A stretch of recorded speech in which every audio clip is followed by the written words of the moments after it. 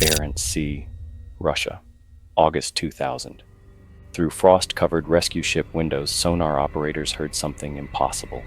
Rhythmic tapping from 108 meters below, spelling out SOS in Morse code, coming from men who had 3 days of oxygen left, and rescue teams that couldn't reach them. Welcome to the War Maestro Archive, where tonight we descend into the documented horror of the Kursk disaster, a tale where every scream was real, every desperate tap recorded, and every moment of suffocation historically verified. Because sometimes the most terrifying stories aren't fiction. They're just history. The crew of the K-141 Kursk didn't believe they could die. Not on this submarine. Not on the pride of the Russian Northern Fleet. The Kursk was a technological monster. 508 feet of titanium and steel. 24,000 tons of displacement. A double-hulled nuclear behemoth that the Russian Navy called unsinkable. Its inner pressure hull was 50 millimeters of thick steel, separated from the outer hull by a gap of up to 2 meters. 9 watertight compartments. 2 nuclear reactors. Enough firepower to destroy an entire American aircraft carrier group. The crew knew these facts by heart. They'd recently won a citation for excellent performance. They were the best submarine crew in the Northern Fleet. On August 12, 2000, they were participating in Summer X, the first large-scale Russian naval exercise in over a decade. More than 50 ships and submarines, a show of strength for post-Soviet Russia. It was supposed to be routine. At 11:28 a.m. local time, the torpedo room crew loaded a practice Type 65 torpedo, nicknamed Tolstushka, the Fat Girl, a dummy weapon, no warhead, just a training exercise. They didn't know the fuel chamber had a faulty weld. They didn't know that high-test peroxide was already leaking inside the torpedo tube, the volatile hydrogen peroxide fuel spreading through the sealed metal chamber. They didn't know they had seconds to live. Senior Lieutenant Rashid Aryapov supervised the loading. He was 27 years old, married. His wife was pregnant with their first child. He checked the pressure gauges one final time. Everything looked normal. Everything was fine. Behind him, 23 other men worked in the torpedo room, loading, checking systems, following procedures they'd performed hundreds of times before. The ship rolled gently in the Arctic swells. The nuclear reactors hummed their steady rhythm. The air conditioning whispered through the vents. Normal sounds, safe sounds. Aryapov keyed the intercom. Torpedo 4 loaded and ready.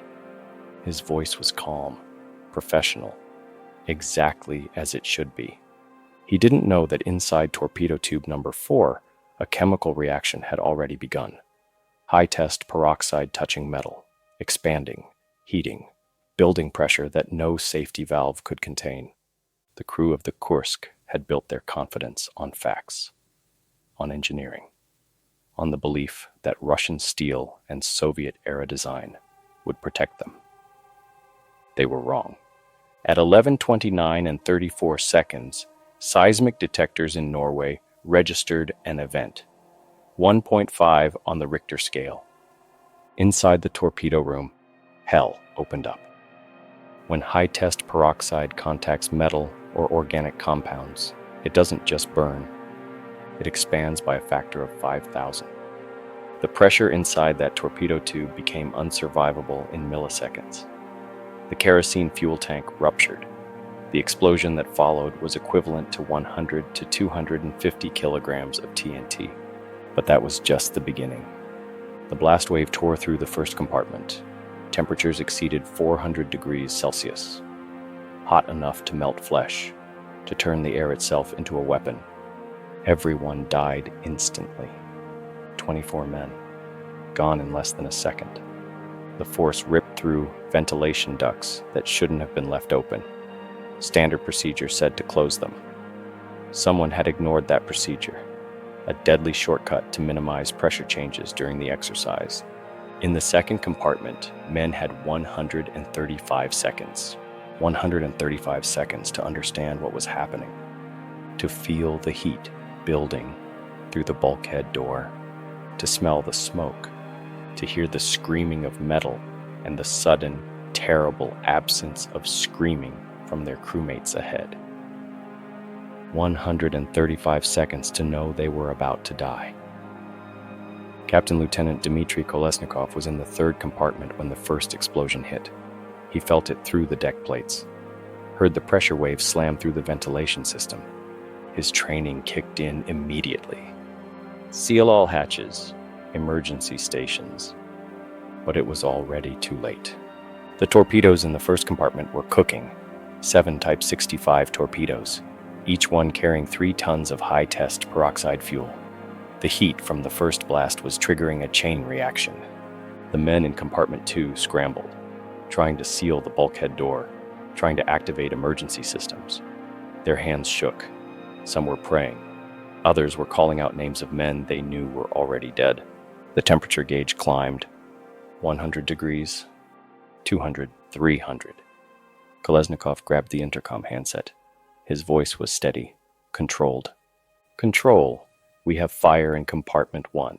Repeat, fire in compartment 1. No response. The intercom was dead. Everything was dead forward of his position. Then the second explosion came.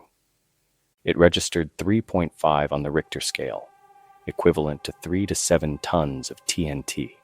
The seismic shock was detected in Alaska, in Canada, across half the northern hemisphere. 7 torpedoes detonated simultaneously. The forward section of the Kursk simply ceased to exist, a gaping hole torn in the bow. The first 3 compartments obliterated in a fraction of a second. Kolesnikov was thrown against the bulkhead. His head cracked against steel. Blood ran down his face. His ears rang with a sound like the end of the world. The Oscar II class submarine lurched forward. The bow, what was left of it, began to sink. The unsinkable pride of Russia's navy, tilted at a 20-degree angle, started its descent into 354 feet of water, into absolute darkness. Kolesnikov touched his face. His hand came away red. Around him, men were screaming. Some were injured. Others were in shock. He checked his watch. 11:30 a.m. 95 men were already dead. He didn't know how many were left alive, but he knew one thing with absolute certainty. They were sinking. When the submarine hit the seafloor, 23 men were still alive. They were in the rear compartments, the 8th and 9th sections, far enough from the explosions to survive, close enough to know exactly what had happened to their friends. The impact threw them against bulkheads. Equipment broke loose.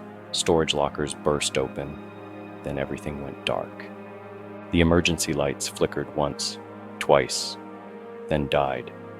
Absolute darkness. The kind that doesn't exist on the surface. The kind that presses against your eyes, that makes you question if they're even open. Lieutenant Captain Dmitry Kolesnikov felt for his wristwatch. The luminous dial glowed faint green in the void. 1:34 p.m., 4 hours since the world ended. Around him, he heard breathing, rapid, panicked, men calling out in the darkness. "Sound off," he said. Voices answered, names, ranks, some shaking, some steady. 23 voices, 23 survivors in a tomb of steel. The men had broken protocol after the explosions, abandoned their posts, moved through the flooding submarine to reach the 9th compartment, the only section with an escape hatch. They knew the design. 8 men could fit in the escape chamber at a time. They had diving gear. They had emergency breathing apparatus. They had hope. Kolesnikov felt along the wall. His hands found the ladder. He climbed toward where he knew the escape hatch should be. His fingers touched the metal wheel. He tried to turn it. It didn't move. He tried again. Harder. putting his full weight into it. Nothing. "Get me a wrench," he said. Someone passed him a tool in the darkness. He fitted it to the wheel. 2 other men grabbed on. All 3 pulled. The wheel groaned, shifted slightly, then stopped. They tried for 20 minutes. The hatch wouldn't open, maybe damaged in the blast, maybe warped by the submarine's angle, maybe the pressure differential was too great, maybe all 3. But the result was the same. They were trapped. Kolesnikov climbed down. His hands were shaking now, not from fear, from the cold. The Arctic water was already seeping through the hull. The temperature was dropping. He found his way to a storage locker, pulled out paper, a pen. "Olga, I love you." His wife's name, the first thing he needed to say. He wrote by feel, by memory, documenting what was happening, who was here, what they'd tried. Because he knew someone would eventually find this. Someone would know what happened in these final hours. Around him, the other men were trying everything, attempting to activate emergency systems, searching for air supplies, checking for flooding. The hull groaned, a deep, resonant sound that vibrated through the metal. Someone whispered a prayer, someone else cursed. Most stayed silent. They could hear water, distant at first, then closer. The sound of the ocean claiming the forward compartments, section by section, room by room, moving toward them. "How long do we have?" someone asked. Kolesnikov didn't answer immediately. He was doing the math in his head. 23 men, 1 sealed compartment, limited air. "Focus on the hatch," he said instead, because the alternative was unthinkable.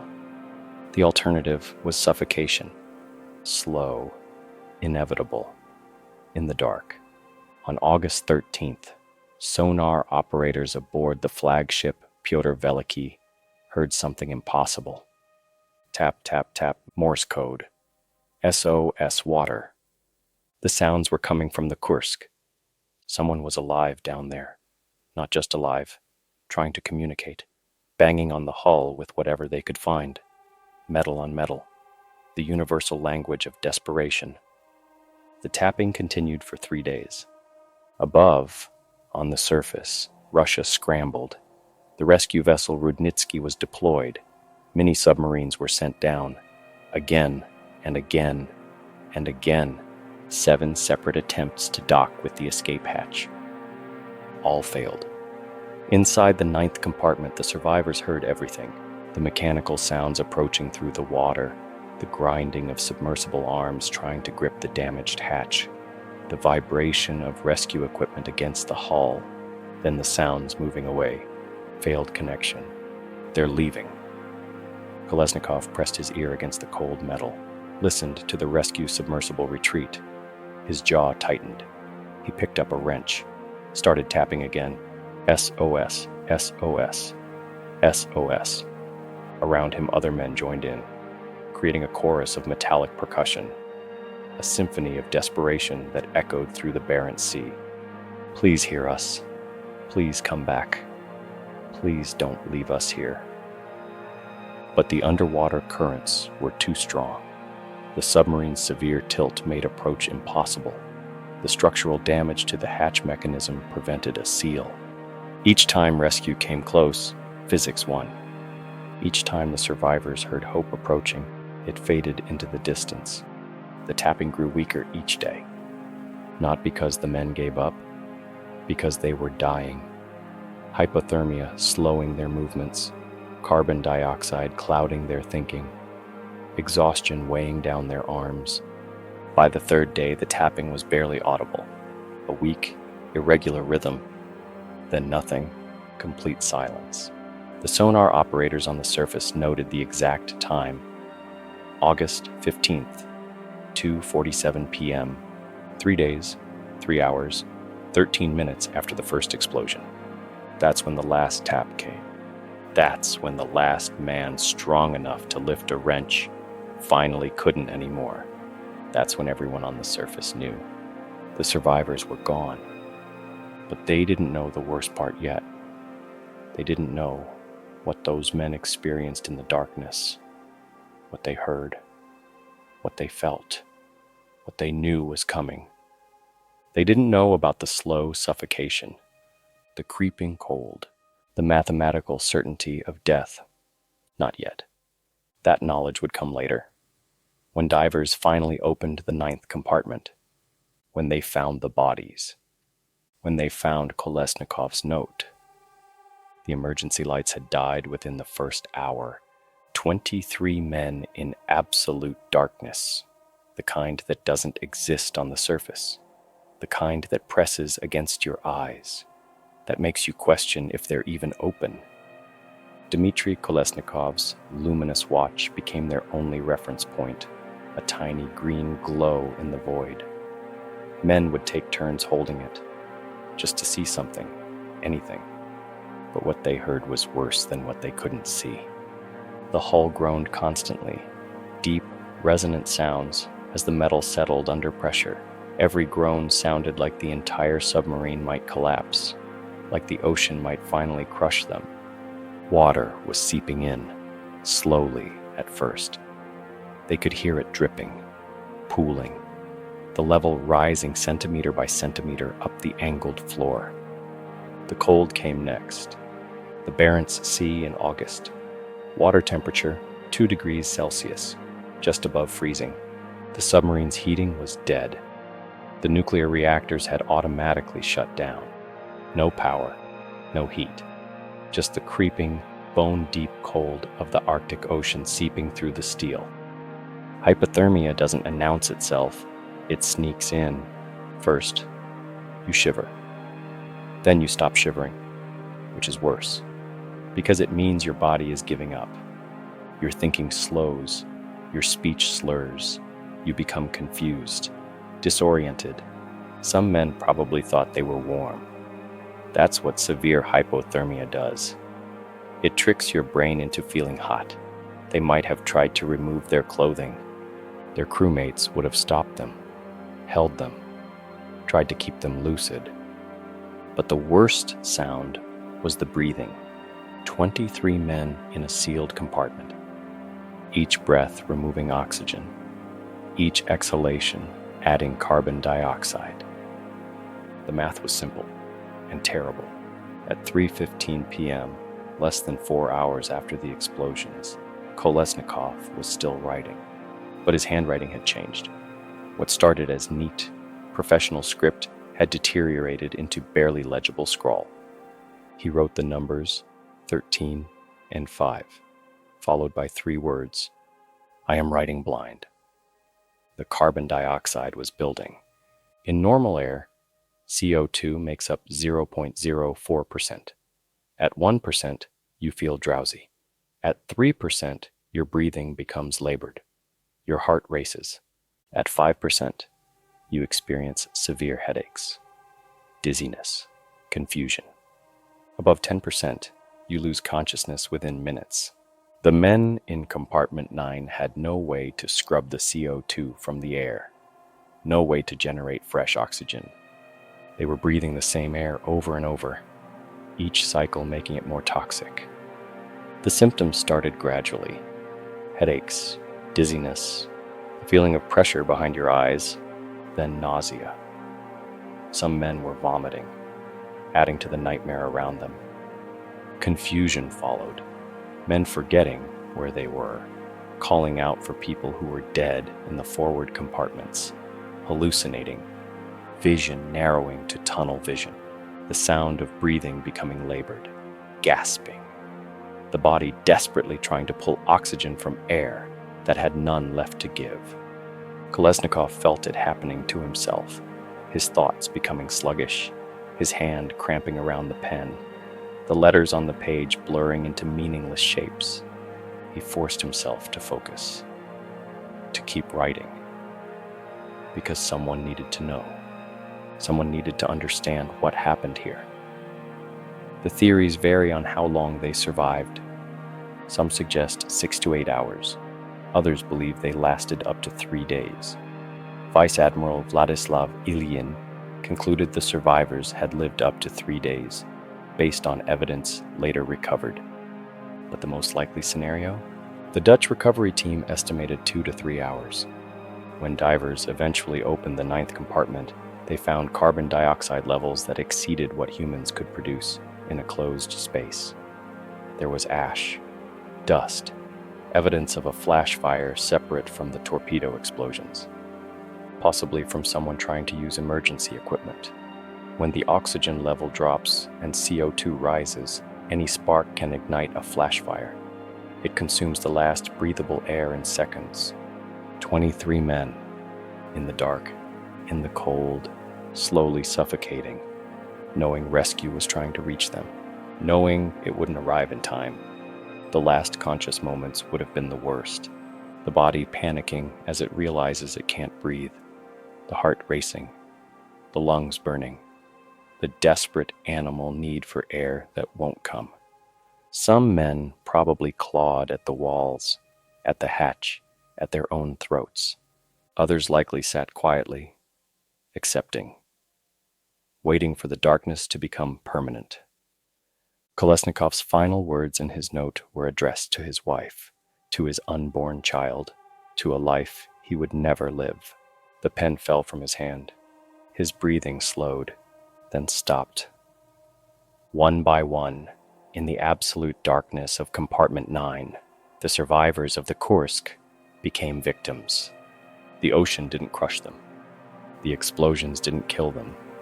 They suffocated, slowly, knowing exactly what was happening, unable to stop it. The last sound in that compartment wasn't a scream. It was silence, the silence of lungs that could no longer pull air, the silence of hearts that could no longer beat, the silence of hope extinguished. On August 21st, Norwegian divers reached the ninth compartment. They opened the hatch. Everyone was dead. All 118 crew members of the Kursk had perished. The divers found 4 bodies initially, recovered them with the reverence due to sailors who died serving their country. When the submarine was finally raised in October 2001, they found the others. The bow section had been deliberately cut off and left on the seafloor. Too damaged, too dangerous. A tomb for 95 men. And they found Dmitry Kolesnikov's note, soaked, barely legible in places, but preserved. It began with his wife's name, the last thing he wanted to say. The note detailed the 23 survivors, listed their locations, described their attempts to escape. The handwriting deteriorated throughout.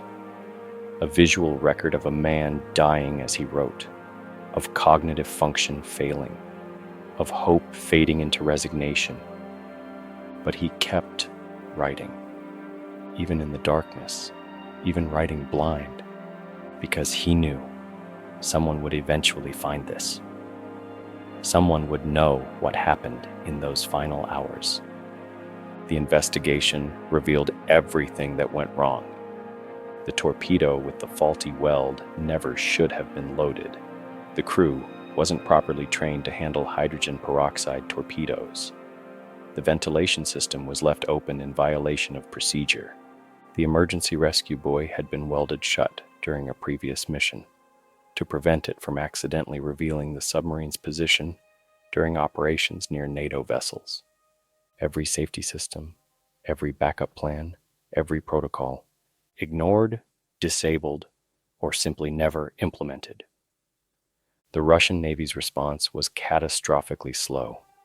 32 hours before proper rescue efforts began, offers of help from Britain, the United States, and 9 other countries were refused for days. Cold War paranoia trumped the lives of 23 men who might have been saved. President Vladimir Putin was on vacation when the Kursk sank. He didn't return immediately. 9 days passed before he visited the rescue site. The investigation spoke of stunning breaches of discipline, obsolete, poorly maintained equipment, negligence, incompetence, and mismanagement. but no one was charged. No one was held accountable. The families were left with bodies, with notes, with the knowledge that their sons, husbands, and fathers died slowly in the dark, while the world above argued about politics and pride. The Kursk now rests in pieces, a graveyard of Soviet nuclear ambition. But it's the 23 others we can't forget. The ones who survived the explosions, who gathered in the darkness, who heard rescue approaching, failing, leaving, who knew exactly how much time they had left, who wrote notes to wives they'd never see again, who died slowly, hearing the ocean press against the hull. The last thing they heard wasn't an explosion. It was silence. The silence of failed rescue. The silence of abandoned hope. The silence of the dark.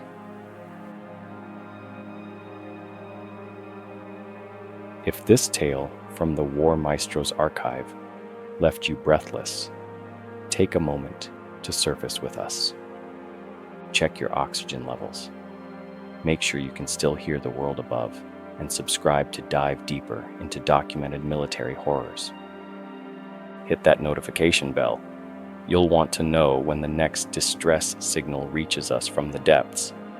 Share this story with those who understand that the most terrifying sounds aren't screams. They're the silence that follows. Remember, some tapping never stops. Some men are still waiting to be heard.